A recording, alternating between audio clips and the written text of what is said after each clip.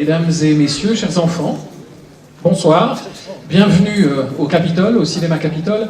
Au nom de la Cinémathèque Suisse, je suis très heureux d'être de nouveau partenaire de cette édition de BDFIL. Vous le savez, ça fait maintenant quelques années que BDFIL est inauguré dans cette salle de cinéma et on profite aussi toujours de tisser ces liens qui existent de plus en plus fortement entre la bande dessinée et le cinéma. J'excuse le syndic de Lausanne et vice-président de l'association BDFIL, Grégoire Junot, qui était là tout à l'heure, mais qui a dû filer à un autre remise de prix. Ma foi, il y a eu des collusions qui sont les prix de la musique donnés au niveau fédéral. Et donc, voilà, on reste entre nous. Non, pas tout à fait, puisque j'ai le plaisir de passer la parole au conseiller municipal David Payot, qui va dire quelques mots au nom de la ville de Lausanne, qui, je le rappelle, est propriétaire de cette magnifique salle. Merci. À vous. Mesdames, Messieurs, bonsoir. Merci à notre hôte Frédéric Maire pour ses mots de bienvenue. Au nom de la municipalité de Lausanne et de la fondation en charge du festival, c'est avec un grand plaisir que je déclare ouverte la 12e édition de BDFIL, que j'espère riche en émotions et occasion pour chacune et chacun de découvertes et de rencontres. Rassurez-vous, bien que vous ayez droit à un discours du directeur de l'enfance, de la jeunesse et des quartiers, la bande dessinée n'est pas considérée à Lausanne comme un art mineur, ni comme un art réservé aux mineurs. Visiblement, l'assistance l'a aussi compris, puisqu'on a une belle représentation des différentes générations. Pour sa 12e édition à Lausanne, BDFIL joue même dans la cour des grands. Après Blutch et Mickey l'an passé, grâce à Dominique Radrizzani, directeur de BDFIL, ce sont deux références majeures de la BD franco-belge qui sont honorées cette année par notre festival. Il s'agit de Hergé et de celui qui a imaginé la grande plaine américaine depuis la Riviera vaudoise pour notre plus grand plaisir. J'ai nommé Derib, que je salue et remercie chaleureusement de sa présence. C'était un véritable pari que de proposer conjointement les rétrospectives de ces deux géants du 9e art, Dominique Radrizzani, Gazux Gagnebin et son équipe, les équipes du MUDAC et du musée Hergé de Louvain-la-Neuve, nous offrent un résultat de grande classe que vous pourrez découvrir au MUDAC pour Hergé et dans l'ancien cinéma Romandie sur la place de la Rive. Ces deux expositions rétrospectives sont inédites en Suisse. Nous avons même la chance d'ouvrir le monde d'Hergé quelques semaines avant l'exposition parisienne du Grand Palais grâce à l'amical soutien de monsieur et madame Rodwell. Les Rives du lac Léman s'énorgueillissent avec Rodolphe Töpfer d'avoir hébergé un précurseur de la bande dessinée. BDFIL rendra hommage à une autre figure tutélaire de la bande dessinée, Winsor McCay. Cet Américain dessinait, au début du XXe siècle, les visions oniriques déclenchées par l'abus de la fondue au Chester. Est-ce que la fondue moitié-moitié présente les mêmes risques? En tout cas, 38 artistes du monde entier ont été invités par le festival à revisiter l'héritage de Winsor McCay, à rêver avec lui, à travers lui, et vous emporteront dans leurs fantasmes. De l'émotion, il y en aura aussi, et des plus fortes et des plus terribles, puisque marqué du sceau de la tuerie de Charlie Hebdo, avec l'exposition des travaux de Catherine Meurice entre littérature, peinture et bande dessinée. Des transgressions enfin, avec des expositions plus sociologiques, à voir comme autant de plongées très adultes dans la sexualité des années 60, ou le projet éditorial punk zurichois Strapazin, né dans les années 80. Chacune de ces expositions est dotée d'une ambiance propre, d'une scénographie maîtrisée, qui fait honneur au festival. Tout cela est beau et j'espère que vous goûterez le plaisir à découvrir ces espaces. Et puis il y a tout ce qui accompagne le festival, à commencer par celles et ceux sans qui ces jours de fête ne seraient pas, et qu'il faut remercier, les bénévoles et amis de BDFIL.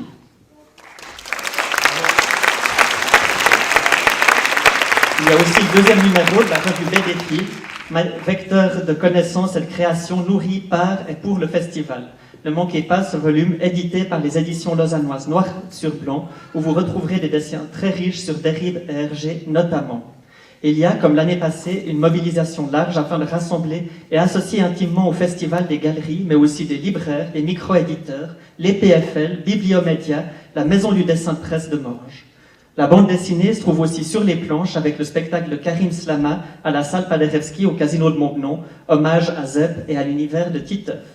Depuis mardi et jusqu'à lundi, vous pourrez aussi apprécier au forum de l'Hôtel de Ville les projets du concours Nouveaux Talents.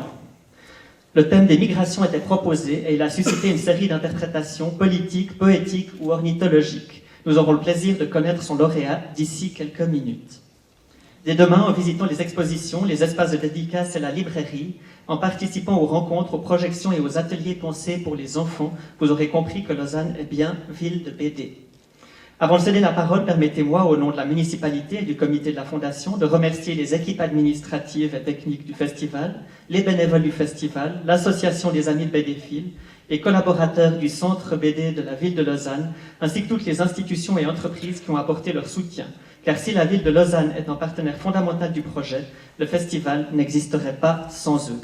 Merci donc à Pro Helvetia, au canton de Vaud, au canton et à la ville de Genève, aux villes de Vevey et de la Tour de Paix, à la Fondation Payot pour la promotion de la lecture, à la Loterie Romande, à la BCV, à la Fondation pour les Arts et Lettres, au Pourcent Culturel Micro, à la Fondation Lénards, à la Fondation Sando, à la Fondation Proscientia et Arte, à la Société académique vaudoise et aux retraites populaires. Mettre les dessins dans des cases pour leur donner un nouvel écho et une nouvelle liberté. C'est le pari de la bande dessinée. Merci à BDPhil de le mettre en valeur et merci à toutes celles et ceux qui apportent leurs compétences, leurs talents, leur temps ou leur soutien financier pour cette œuvre collective. Et cette œuvre a son chef d'orchestre. Je laisse la place à Monsieur Radrizzani.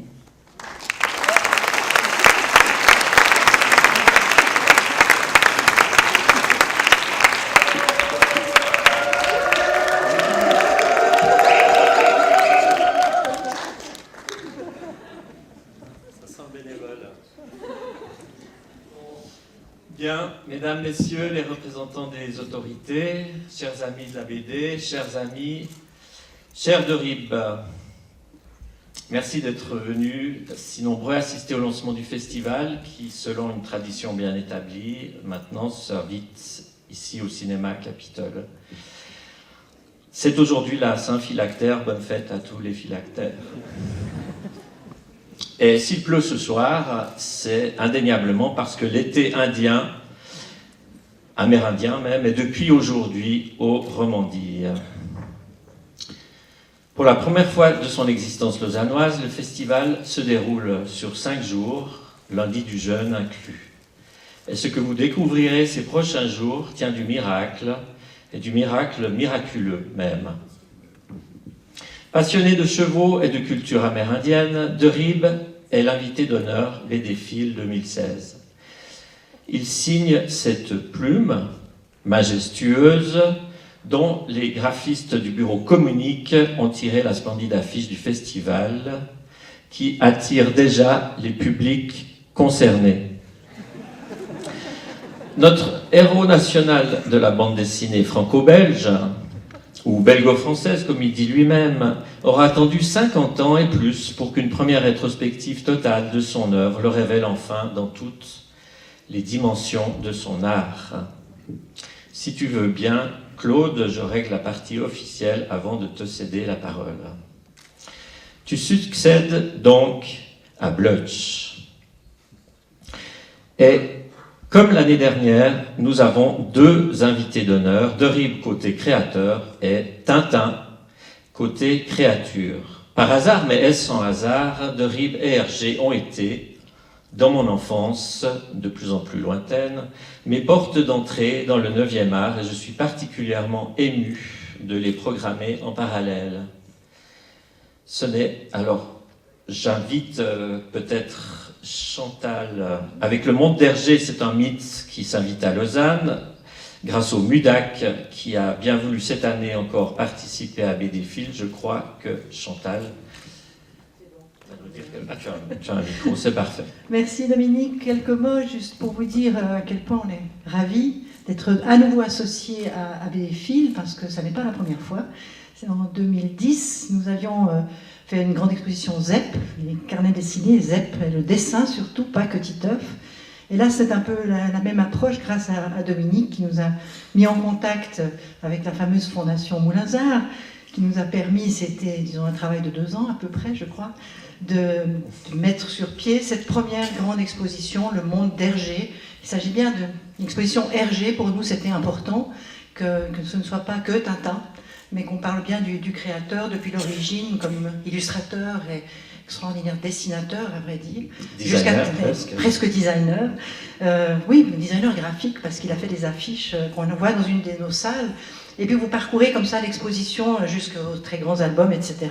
Et surtout avec très très beau choix d'œuvres originales. Parce que parfois les expositions Tintin, c'est que des reproductions et des facsimilés. Et là vraiment, c'était une des consignes et presque une obligation pour nous d'avoir des originaux dans cette exposition. Donc ça vaut vraiment la peine, il faut venir tout seul, regarder ça de très près.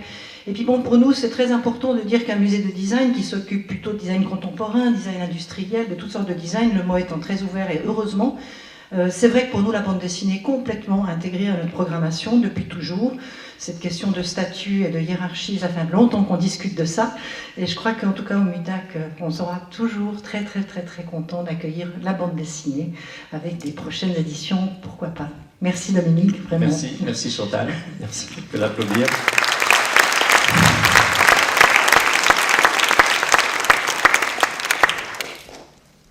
Titeuf en 2010, Tintin maintenant, je constate que c'est à chaque fois une houppe qui est à l'honneur chez toi, Chantal.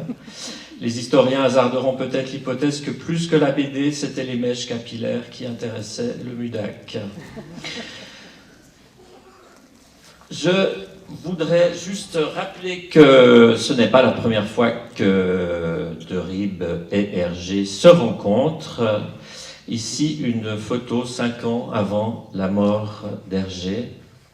Fanny, qui est tout à gauche sur la photo, du reste, a honoré de sa présence ton vernissage hier soir, Chantal. Retour à la Riponne et au Romandie avec 5 expositions. Je ne vais pas les décrire trop en détail puisqu'elles ont été évoquées par David Payot. Catherine Meurice, oui, l'auteur de l'époustouflant album La Légèreté, qui est peut-être l'album de l'année, qui raconte comment l'art et la nature la font renaître après l'attentat. Et de la fondue au menu aussi, cette exposition qui a été mentionnée, projet de commande auprès de 38 artistes internationaux et qui, sous influence de la caséine psychotrope, livre une page inspirée des cauchemars d'un amateur de fondue. Oui. Frédéric. Oui, à propos de Winston McKay, excuse-moi Dominique. Donc, juste tu m'interromps là. Oui, je t'interromps, je sais, mais parce qu'on est dans une salle de cinéma et tu causes beaucoup. Hein, voilà, grand sakem. Donc, comme d'habitude, on a aussi des petites surprises et on voulait vous faire une petite surprise. Et comme j'adore la fondue au. Hein, voilà, au Chester. Mais aussi la fondue au fromage normal. Moitié-moitié je sais pas. Okay. On verra après. Mais on voulait quand même vous faire une petite surprise parce qu'il y a beaucoup de gens qui dessinent dans la salle. Et comme vous le savez, le passage se fait souvent entre le dessin et le dessin animé. Et l'un des premiers qui a fait ce passage de façon magnifique, c'est Winston McKay, qu'il a fait en 1911 avec un premier court-métrage. Après, il a adapté les cauchemars de la fondue au Chester, mais son premier court-métrage, c'est l'histoire justement d'un dessinateur, lui-même, c'est lui qui l'interprète, qui décide de démontrer à ses collègues dessinateurs qu'en un mois, il est capable d'animer ses dessins.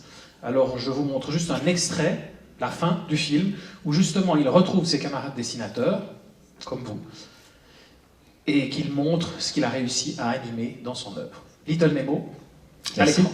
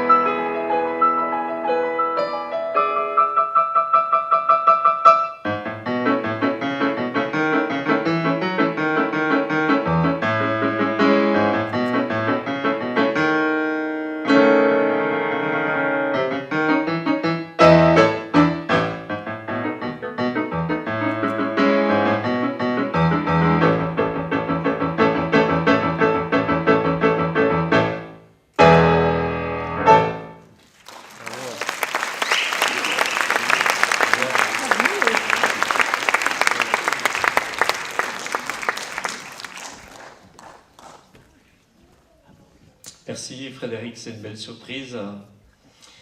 Je ne vais pas revenir sur la programmation qui a été décrite par David Payot.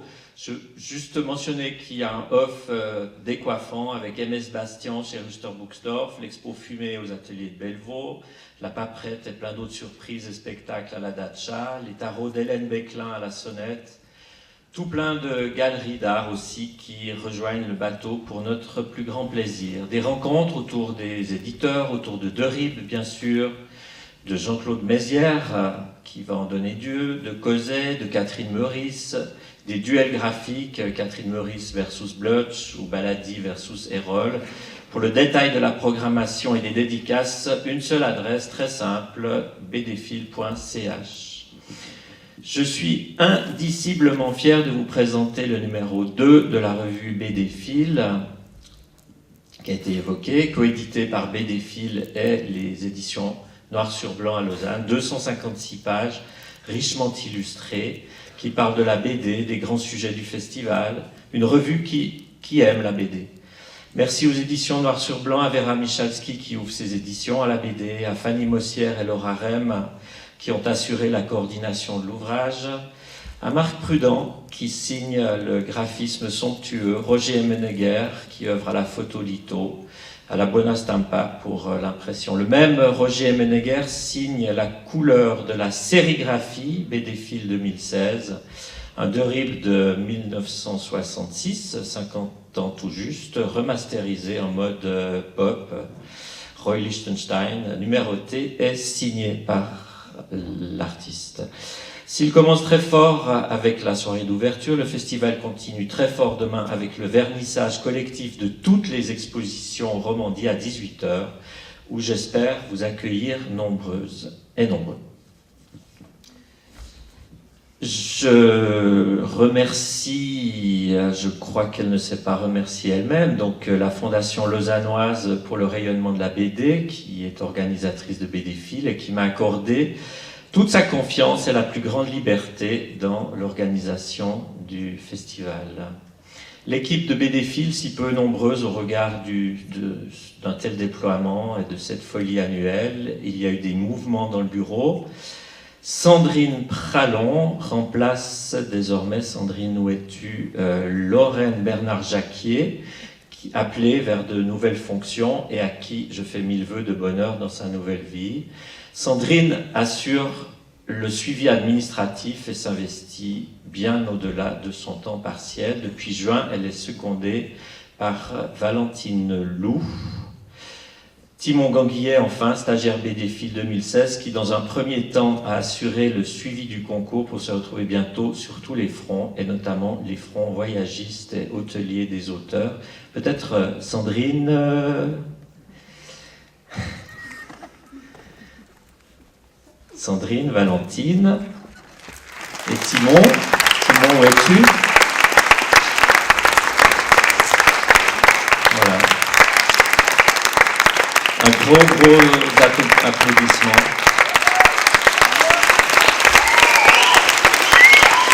Bravo. Merci. Je sais pas.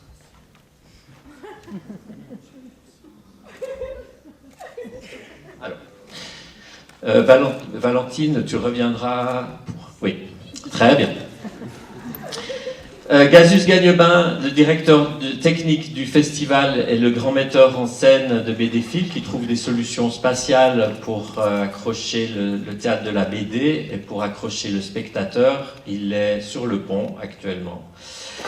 Il y a encore Jean-Marie Derscheid qui signe le commissariat de la remarquable rétrospective de RIB et assisté d'une équipe redoutablement fidèle, drôle et efficace, assure aussi l'encadrement et la mise en place des expos.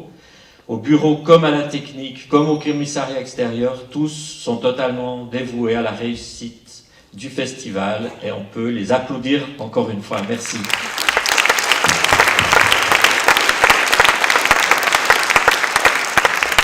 Je n'oublie pas les scénographes, je n'oublie pas les monteurs qui, toutes et tous, nous rejoindront demain soir pour le vernissage. Je remercie les bénévoles du festival, ils sont plus de 160 cette année. C'est 40 de mieux que l'année dernière, mais c'est vrai qu'on est un jour de plus aussi.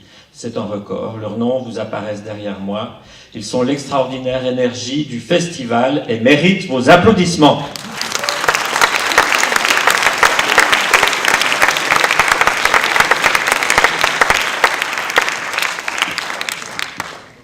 J'adresse mes plus vifs remerciements aux précieux partenaires du miracle miraculeux et de la folie merveilleuse, à la ville de Lausanne, sans qui BDFIL n'existerait pas, à tous les mécènes, ils ont déjà été énumérés. Aux artistes, ils sont une bonne centaine, j'en ai croisé quelques-uns ce soir. Et maintenant, nous allons procéder à la remise des prix Nouveaux Talents BDFIL 2016. Je vous rappelle brièvement le règlement d'abord. Le concours Nouveaux Talents s'adresse aux dessinatrices et dessinateurs de tous âges, toutes confessions, tout pays, qui n'ont jamais publié et qui, sur un thème donné, livrent une planche. Le thème de cette année était Migration. Le concours a été mené en partenariat avec l'association Français en Jeu, qui fête ses 25 ans d'activité dans l'intégration des migrantes et des migrants, que je salue chaleureusement, que je remercie d'avoir mécéné le concours et qui viendront dire un mot aussi tout à l'heure. Le sujet a connu un vif succès puisque 218 planches de 19 pays nous sont parvenues. Un jury d'experts s'est réuni le 22 juillet, placé sous la présidence de Derib. Il se composait de Daniel Chaperon, professeur de français à l'Université de Lausanne, membre du groupe d'études sur la BD, Philippe Mury, journaliste spécialiste BD à la Tribune de Genève, Sébastien Rion, artiste et collaborateur du Centre BD de Lausanne, et si je l'ai gardé pour la fin, c'est parce qu'elle a son anniversaire aujourd'hui, Anne-Catherine Barret, des éditions d'Argo Lombard. Est-ce qu'elle est dans la salle ? Elle n'est pas dans la salle, on peut, alors voilà. Mais si vous la croisez, je crois qu'elle va repasser. C'est son anniversaire ce soir. Si elle se cache dans la salle, on peut l'applaudir très discrètement, comme si de rien n'était. Côté BDFIL, enfin, il y avait Valentine Lou, que je te prie de revenir vers moi pour présenter les prix. Merci. Mesdames et messieurs, bonsoir. J'ai donc la lourde tâche de vous parler ce soir au nom du jury. Donc pour contextualiser un petit peu, c'est avec l'aide de Timon Ganguillet, collègue et stagiaire pour cette édition 2016, que les membres du jury, nous avons passé en revue les 218 planches des candidates et candidats, et le choix, évidemment, ne fut pas facile. Le thème imposé donc cette année, c'était l'immigration, un sujet très vaste, mais surtout d'actualité. Pour nous, il était vraiment important de sélectionner des planches originales qui témoignent d'une lecture personnelle de cette thématique. Évidemment, des critères artistiques entraient en ligne de compte, et à ce propos, vous verrez que les 3 planches lauréates ont été élaborées à l'aide de techniques tout à fait différentes. Les questions de composition et de narration étaient également au cœur du débat, et il était nécessaire de pouvoir appréhender une cohérence, mais aussi une efficacité du discours, qu'il soit explicite ou non. Donc, sans plus tarder, je vais vous dévoiler les noms des 3 lauréats, mais avant cela, applaudissons tous les participants et participantes de ce concours Nouveaux Talents.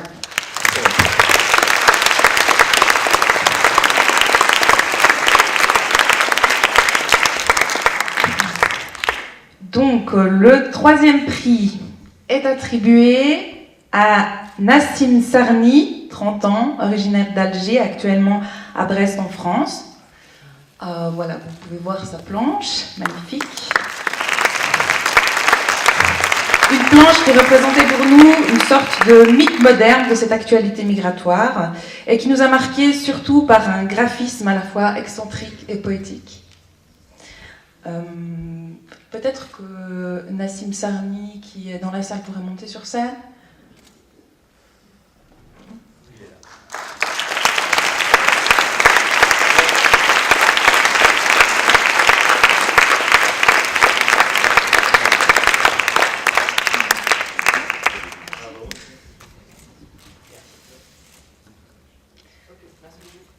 Est-ce que vous voulez dire quelques mots?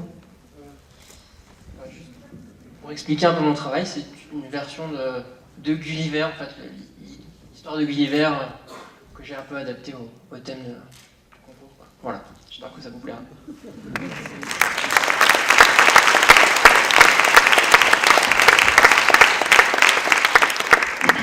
En deuxième position, donc, nous avons Lucien Metzner, 25 ans, qui nous vient de Vercorin, un amoureux de la nature, qui parvient à transposer cette passion dans son travail et où l'efficacité du discours l'emporte sur l'apparente simplicité du dessin. Lucien.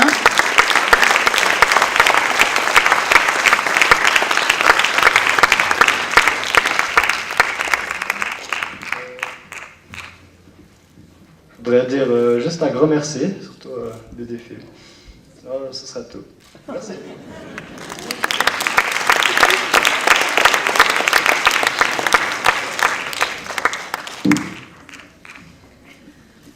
Et enfin, le premier prix est attribué à Jan William Bernard, 36 ans, franco-anglais, qui a passé une partie de son enfance en Italie.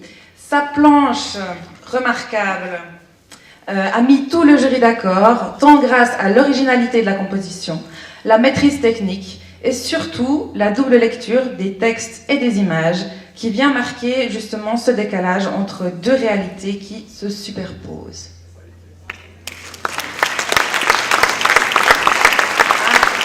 Il manque les textes. Il n'y a pas les textes. Vous êtes contraint d'aller à l'exposition au forum de l'Hôtel de Ville. Est-ce que Jan William... Ah, magnifique.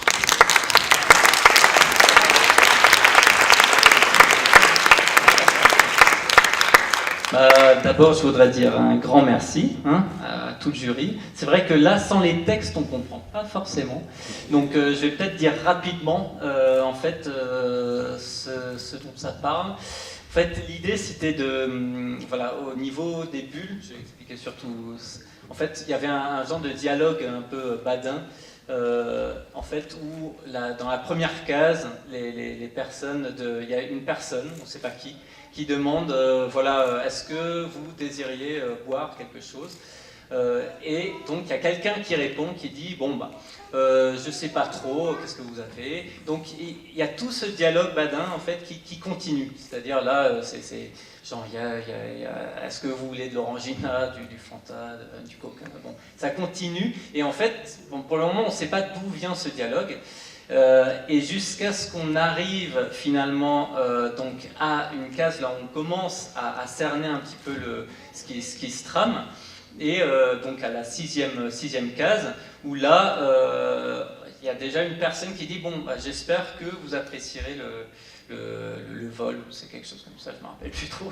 Et ensuite du coup le dialogue termine sur la dernière case avec ici le commandant de bord, j'espère que voilà, le vol se déroulera bien, bah, vous verrez ça à l'exposition éventuellement. Et donc on devine finalement que c'est voilà, tout ce qui se tramait était dans l'avion, alors que donc l'ambiguïté c'est par rapport à ce qui se passe, voilà, tout ce qu'on lit là, tout ce qu'on voit là, et on pense que tout se passe au niveau du guichet, et donc ça crée une certaine absurdité. Bon, bah, voilà, merci. Et je tiens à remercier les personnes qui sont venues ici pour applaudir au premier rang, parce que ça me fait très plaisir, et le jury qui m'a offert ce prix. Merci beaucoup.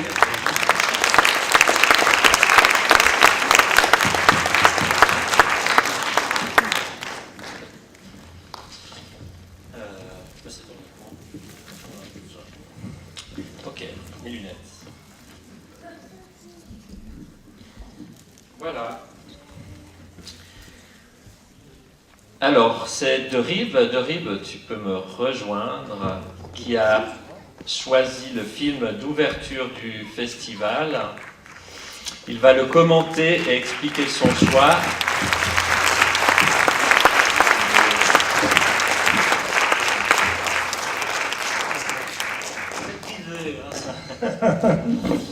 Merci d'être là. Avant de te céder définitivement la parole, ainsi qu'à Frédéric, j'aimerais juste rappeler que pour Derib, le cinéma a pu constituer un moyen de corriger, on dira, la vision qu'il avait du Far West depuis sa maison de la Tour de Paix ou depuis son chalet de la Forclaz.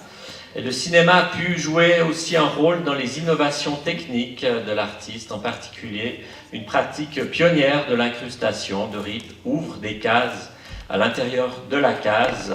C'était normal pour des pionniers d'être pionniers. Tu peux enchaîner, Claude. Merci. Merci à toi. Oui, bonsoir tout le monde, ravi d'être parmi vous. Tout d'abord, j'aimerais vous dire que je suis plus que touché d'être l'invité d'honneur de BDFil, ici dans mon pays, dans le canton de Vaud, où j'ai fait mes premières armes, bien évidemment. Et puis, je suis aussi d'autant plus touché à travers l'exposition qui est consacrée à mon travail. Je dois t'interrompre. Oui, Je fais une bêtise. Oui, j'ai oublié, il y a un 4e prix. Ah, il y a un 4e prix.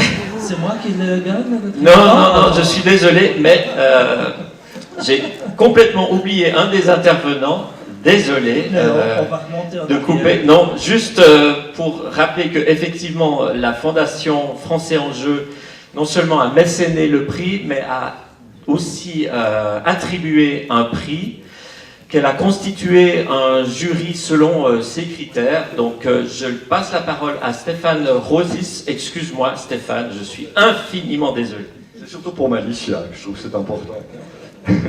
Merci à Dominique, lorsqu'il y a 2 ans, nous lui avons demandé de parler du thème de la migration pour le concours des nouveaux talents. Il a tout de suite été ouvert à la discussion. Donc merci. Français en Jeu a pour mission l'intégration des migrants, intégration professionnelle et intégration sociale par l'apprentissage du français. L'année passée, il y a eu plus de 2000 bénéficiaires qui ont reçu des cours dans tout le canton de Vaud. Donné par plus de 200 bénévoles et salariés. Mais on est là surtout pour parler de... Alors je ne sais pas s'il y a la planche de Malicia. Malicia Moulin a gagné parce qu'elle porte très très bien l'intégration. Le thème de Français en Jeu, enfin le prix de Français en Jeu, c'était l'intégration. Et ben voilà. C'est pas vraiment de la figuration narrative.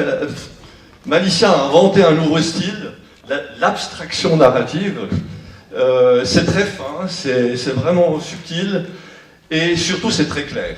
C'est ce qui a beaucoup plu au jury, parce que c'est le jury de Français en Jeu qui a choisi ça. Merci beaucoup. Et puis, venez Malicia. Bravo, c'est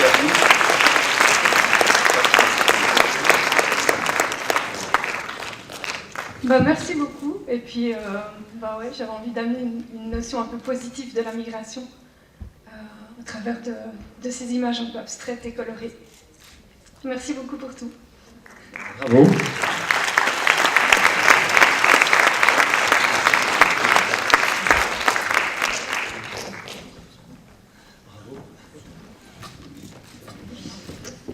Voilà, alors définitivement, Derib, maintenant, excuse-moi. C'est bon, hein, c'est toi, C'est tout fait. Alors, on rouvre la première page de ce que j'étais en train de dire. Donc, j'étais d'autant plus touché en regardant l'exposition qui m'est consacrée. Le choix des planches ont été faits en commun. Et je me rends compte qu'en 52 ans de métier, j'ai fait beaucoup de choses, et même des trucs que j'avais, pour ainsi dire, oubliés. Notamment comme dans la revue de la BD qui vous a été présentée tout à l'heure par Dominique, il y a des pages que j'ai faites sur des scénarios de Fred qui travaillait et qui faisait Philémon dans Pilote il y a très longtemps.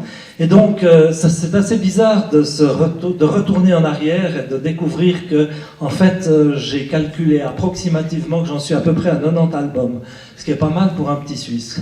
90 albums en 52 ans, ça fait presque 2 albums par an. Et donc aujourd'hui, le plaisir de dessiner est intact, voire encore plus fort qu'avant.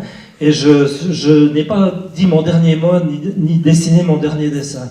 Vous pourrez être sûr que dans les années qui viennent, il y aura encore du Derib qu'on pourra trouver dans les bonnes librairies, notamment la librairie Payot, pour ne pas la citer. Et donc, c'est un plaisir et un privilège de pouvoir faire ce métier. Et je remercie encore une fois toute l'équipe de BDFil, les bénévoles, tous ceux qui participent à ce festival. J'espère que ce sera, je suis sûr, une fête de la BD et je me réjouis de rencontrer le public à différentes occasions pour partager cette passion qui m'habite depuis, je dirais, au moins 60 ans et qui fait qu'aujourd'hui encore, j'ai un plaisir permanent en me levant le matin de retrouver mes personnages, de les animer et d'en faire vivre les aventures à travers des albums que vous avez la gentillesse de nous acheter. Voilà, ça c'était le petit préambule. Maintenant, je vais vous présenter pourquoi j'ai choisi Cœur de tonnerre. Cœur de tonnerre a une origine particulière. En fait, c'est Robert Redford, que vous connaissez tous, bien évidemment, qui est très sensible à la cause indienne, qui était sensibilisé à des gros problèmes qui se sont déroulés à Pine Ridge, avec notamment l'histoire de Léonard Pelletier, qui était un Indien, qui est toujours un Indien très important dans cette réserve de Pine Ridge, et qui a été accusé à tort d'avoir tué 2 agents du FBI. Et en fait, on n'a jamais découvert réellement qui c'était, mais le FBI a décidé que c'était lui, et malgré des protestations, malgré des milliers de signatures en la faveur de Léonard Pelletier, cet Indien est toujours enfermé. Et donc, Robert Redford a demandé à Michael Apted un reportage sur ces incidents, et ce reportage s'est appelé Incident à Oglala. Et ce réalisateur, en ayant des contacts avec les Indiens Sioux de Pine Ridge et découvrant les dessous de l'affaire, a été tellement marqué qu'il a décidé d'en faire un film qui s'appelle Cœur de tonnerre, avec notamment Val Kilmer. Et ce film, je l'ai vu alors que j'étais en train de dessiner le 2e épisode de Red Road qui s'appelle Business Rodeo. Et en fait, je me suis basé sur les mêmes éléments historiques qui sont dans Cœur de tonnerre et qui étaient surtout dans Incident à Oglala, qui fait que je me suis senti directement concerné. Et j'ai beaucoup apprécié ce film, qui a passé presque inaperçu, en tout cas en Suisse romande, mais je pense que ceux qui auront l'envie de rester ici ne seront pas déçus de ce spectacle. C'était une chose qui m'a beaucoup touché, c'est que dans ce film, il y a non seulement Val Kilmer, mais il y a Graham Greene, qui est un acteur indien que vous connaissez peut-être, et qui joue un rôle magnifique d'Indien, policier de la police indienne, et qui est accompagné par un chef indien dont j'ai oublié le nom, mais dont le rôle est magnifique. C'est, à mon avis, le plus beau film sur les Indiens d'aujourd'hui, avec le respect des traditions, de leur spiritualité et de leur manière d'être fiers et libres dans un monde oppressé. Et il y a aussi une institutrice, comme vous le verrez tout à l'heure, qui a un magnifique rôle. Ce qu'il y a d'aussi amusant, puis j'en terminerai avec ces dernières petites anecdotes, c'est que nous avons 2 filles, Dominique et moi, qui sont parties aux États-Unis et qui ont traversé une partie des États-Unis et qui sont arrivées dans les Badlands où se tournait ce film. Elles se sont arrêtées dans un hôtel où Val Kilmer et l'équipe sont restés quelques jours. Et je ne sais pas si les photos sont là, mais on a 3 photos, les voilà, où vous voyez, il y a Val Kilmer, il y a Graham Greene, il y a Sam Shepard, qui sont les acteurs principaux de cette histoire. Et donc, elles nous ont envoyé ces photos. Et pour moi, c'est vraiment une boucle qui se boucle, de savoir que mes filles ont eu la chance d'aller dans l'hôtel où ces gens dormaient en attendant de tourner. Et donc, voyez, ici, vous avez Val Kilmer, dans à mon avis, un de ses meilleurs rôles. Et donc, c'est très touchant. Et je terminerai en disant que notre gendre, qui a épousé la cadette, Noémie, le père vivait aussi dans le Sud-Dakota, était professeur et s'occupait d'enfants indiens en difficulté en donnant des cours. Et donc, c'est vraiment une boucle qui se boucle. Et donc, l'album Red Road, qui relate un peu toutes ces aventures, est disponible jusqu'à la fin du festival à la librairie Payot, et je me ferai un plaisir de le dédicacer si ça vous intéresse. Voilà, je crois qu'on a beaucoup parlé. Maintenant, je crois qu'on va laisser la place aux images. Et quelles images! Merci de votre accueil, merci d'être présent, et vive la bande dessinée. Merci.